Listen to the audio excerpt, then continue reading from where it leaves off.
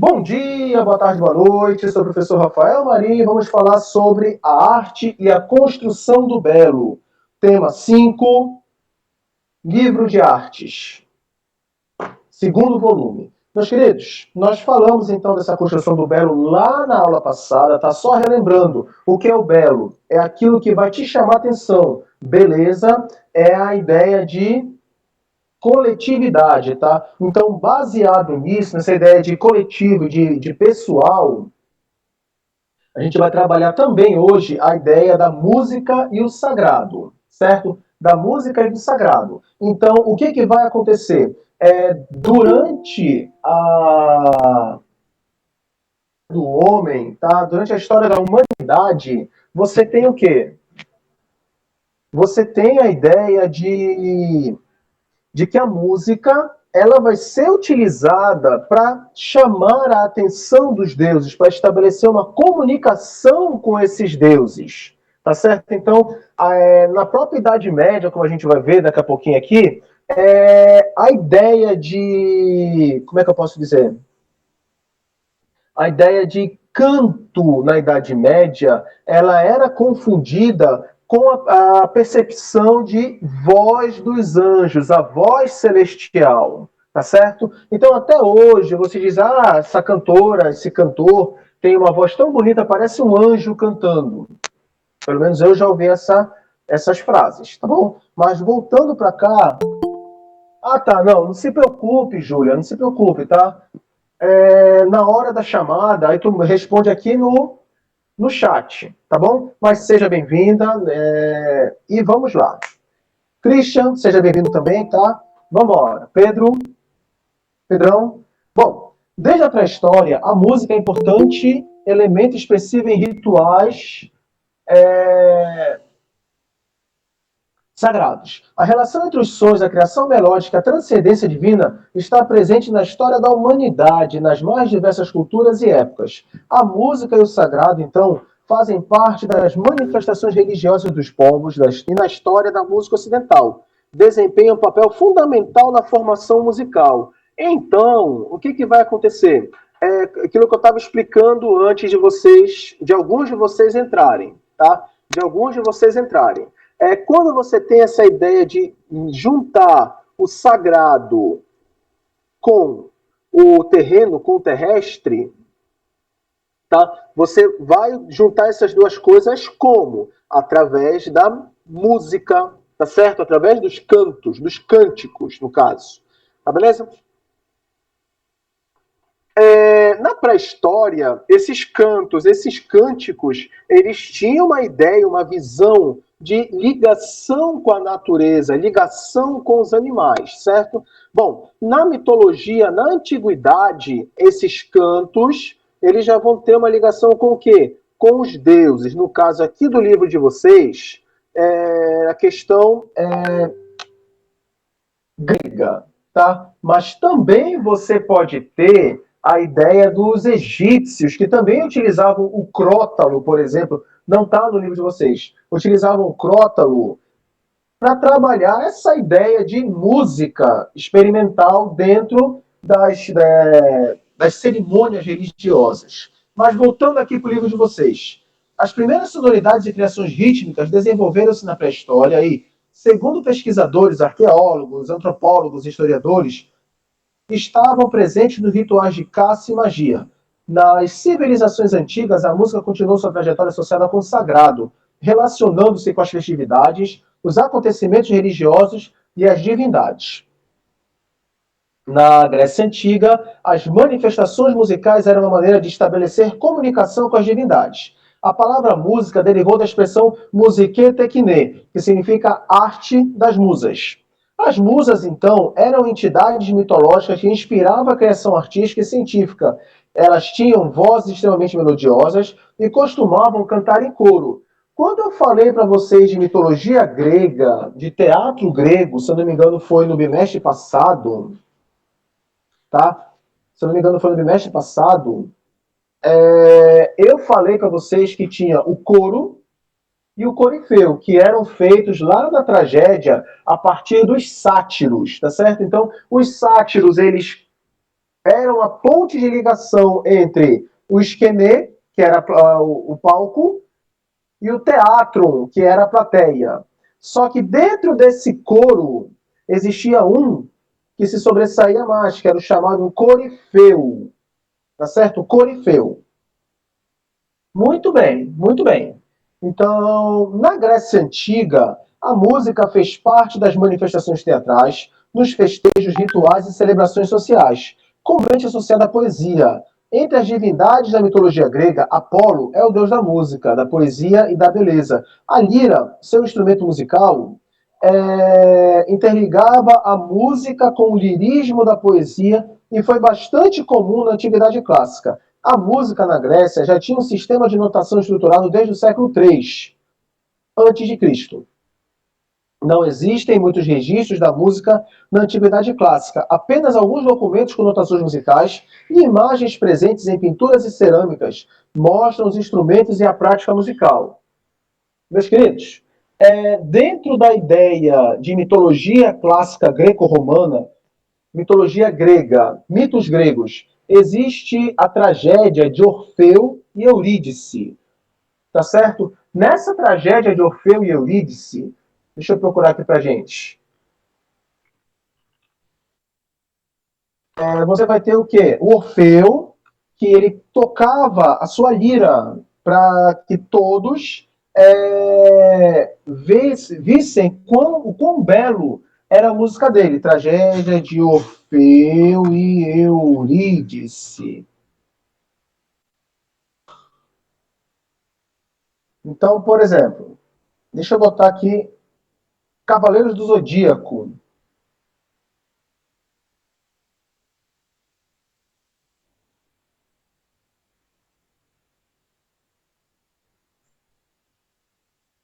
Eu acho que esse daqui dá pra gente brincar.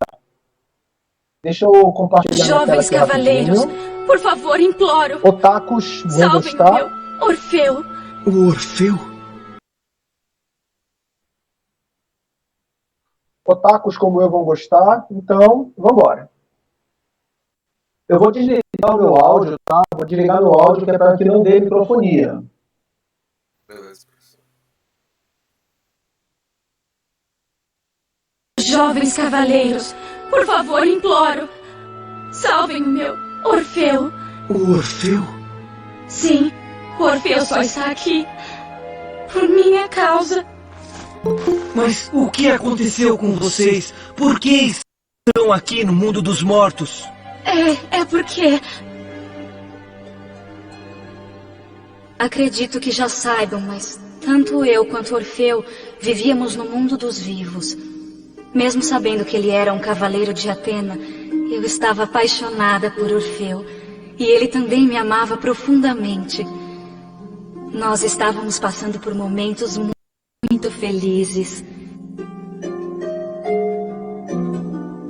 Orfeu, por favor, fique sempre ao meu lado. Eu quero você para sempre. Eu quero ouvir você tocar sua lira sempre para mim. Eurídice, eu estarei eternamente ao seu lado, querida. E prometo que a minha lira será sempre tocada para você. Mesmo que morra, eu sempre continuarei tocando. Orfeu!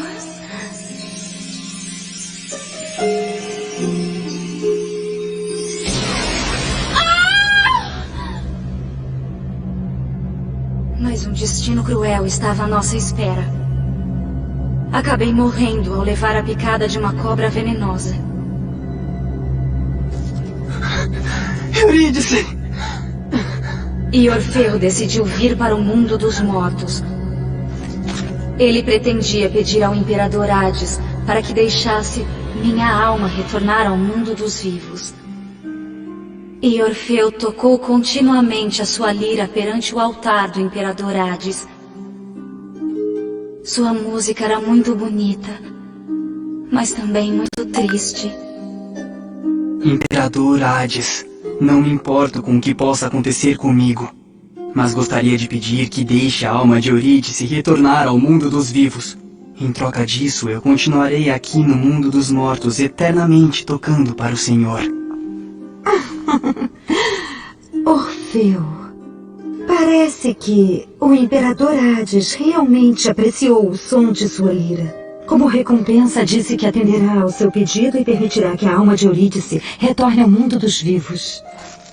Isso é verdade? O Imperador do Inferno jamais mente. Orfeu? Eurídice! Orfeu! Eurídice!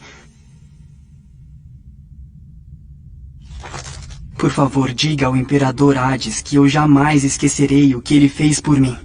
Ah, Orfeu, quero dizer mais uma coisa. Até que vocês cheguem ao mundo dos vivos, você não deve olhar para trás nenhuma vez. Se o fizer uma única vez, seu desejo nunca mais poderá ser realizado. Até mesmo o Imperador Hades apreciou a melodia de sua lira. Seria lamentável devolvê-lo ao mundo dos vivos desse jeito.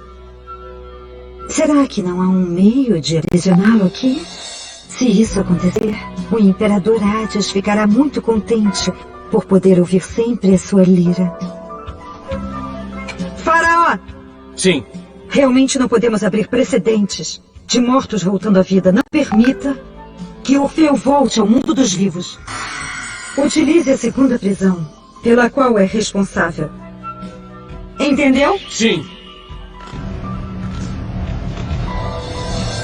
Eurídice, aguente mais um pouco. Já estamos quase chegando. Tô tão feliz, Orfeu. Poderei ouvir o som de sua lira no belo mundo dos vivos. Mas é claro, falta pouco. Muito pouco.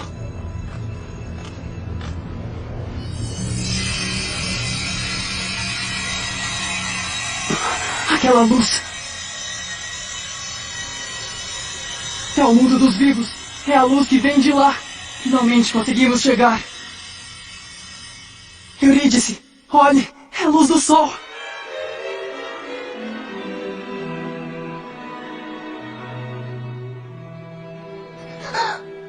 Eurídice! Orfeu!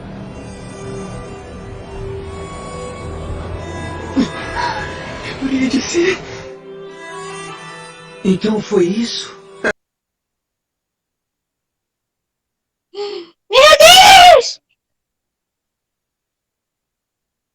Calma, calma. Pois é. Alguém Eu amo deve essa ter história. gostado. Alguém deve ter gostado. Bom, então a história, basicamente, claro que não tem cavaleiro, não tem nada. Mas a história basicamente é essa. A Eurídice, ela é mordida por uma cobra, o Orfeu desce ao inferno e com a sua lira ele envolve tanto o Caronte, que é o barqueiro, o Cérebro, que é o cão de três cabeças, a Perséfone, que é aquela que mandou dizendo que não podia sair, não sei o que e tudo mais, que na verdade ela não é desse jeito, ela foi a única que lá no nono círculo do inferno, que é o mais gelado, foi a única que transformou e falou pro Hades, falar, olha, deixa ele ir, não sei o que, deixa ela ir, não sei o que, mas com essa condição, não olha para trás. Aí eles estão entrando e tudo mais. Quando estão chegando lá na saída é uma caverna, na saída da caverna, a Eurídice, tropeça, cai e o Orfeu se vira. Nisso que ela se vira, a alma dela é levada de volta ao submundo novamente. Ele é cuspido da caverna, cai em profundo desespero, tristeza e tudo mais, e é aí que Apolo transforma ele numa constelação, a constelação de Orfeu e Eurídice, que é colocada para a questão dos apaixonados, tá certo? Para a questão dos apaixonados. Muito bem. Então, aqui eu botei esse vídeo rapidinho, justamente para vocês saberem, para vocês terem essa noção, claro, que com uma visão mais de anime, mais de chamar a atenção da coisa. Um outro exemplo que eu posso dar dessa tragédia de Orfeu e Eurídice, para quem eu já falei para vocês, para quem já jogou, é lá a Divina Comédia. Na verdade, o Inferno da Divina Comédia. Ou Dante's Inferno, para quem jogou o jogo de PlayStation 2, eu acho, e Xbox. Tá? Devil May Cry também, eu já falei, já dei esse exemplo para vocês. Devil May Cry também tem essa ideia da Divina Comédia e tudo mais. Beleza? Então, bora lá. Músicas e rituais, certo? Então aqui a gente vai chegar onde? Na parte da Idade Média. Tá beleza? Apesar de não haver muitos registros da música na Antiguidade Clássica, sabe-se que as manifestações musicais presentes na cultura grega influenciaram os romanos e, por conseguinte, a música que se consolidaria no Ocidente. No início da Idade Média, a estrutura musical grega fundamentou a composição dos hinos bizantinos, por meio dos quais se apresentavam a liturgia. Ainda no período medieval, o encontro entre a música e a religião culminou na criação dos cantos gregorianos, que trabalhavam o canto com vozes masculinas e letras em latim, reverenciando as crenças católicas. No canto gregoriano, uma mesma frase é repetida indefinidamente dentro de estruturas melódicas que também se repetem, criando-se um estado diferenciado de percepção. Muitas das missas e celebrações religiosas eram inteiramente cantadas em latim, com o intuito de estabelecer uma comunicação com o divino. Ainda hoje, a missa, para quem é católico, ainda hoje, a missa maronita, que é uma vertente da, da missa católica apostólica, tá? Ela tem como base o latim em toda a sua concepção. Na ortodoxia, por exemplo, no catolicismo ortodoxo ou catolicismo grego, toda missa ela é cantada ou declamada em grego, tá certo? Depois eu vou colocar lá no grupo de vocês umas duas músicas, tá? Uma desse catolicismo ou desse cristianismo latino e o outro desse cristianismo grego, tá certo? No período do Barroco, houve uma continuidade das pesquisas sonoras realizadas no Renascimento, acrescida de uma carga maior de dramaticidade e emoção. A música era concebida como um meio de expressar as paixões humanas e a comunhão com o divino. As composições sacras barrocas apresentam momentos de virtuose e intensa dramatização. A ópera. E algumas obras têm como característica a alegria e o júbilo do encontro consagrado. Aleluia, de Mendelssohn, por exemplo, é um exemplo disso. Aleluia, aleluia, e por aí vai.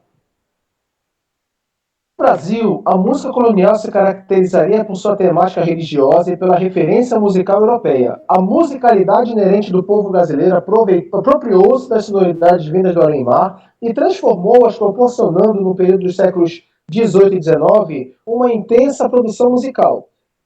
As obras sacras brasileiras foram gradativamente trazendo elementos da nossa cultura para suas estruturas, ganhando uma sonoridade particular, desculpa, muito rica. Então, gente, olha só. Então aqui ele fala um pouquinho desse passeio pela questão da história da música, tá bom? Professor, licença. Hoje não, pode falar. O Luiz Henrique, ele tá querendo entrar na aula, já tá um tempão querendo ensinando de pé pra ele. Apareceu aqui. Não apareceu aqui para mim.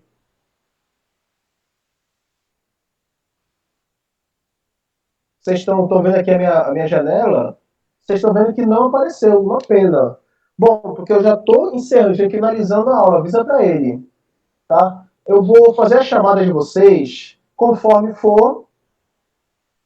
Eu fiz a chamada, vocês já estão dispensados.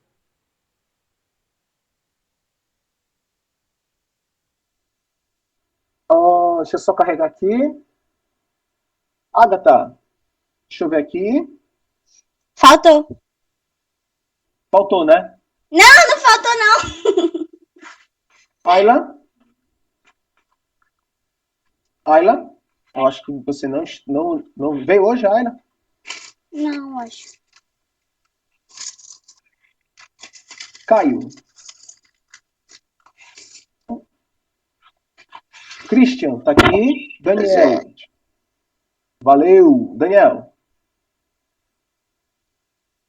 Também não. Neto. Eduarda. Eduardo. Eduardo Evan. Eduardo Evan. Faltou. Felipe. Faltou. Valeu.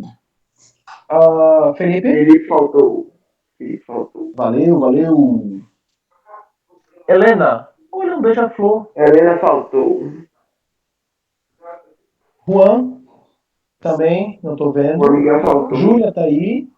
Professor, Kaique. seu nome é aleatório.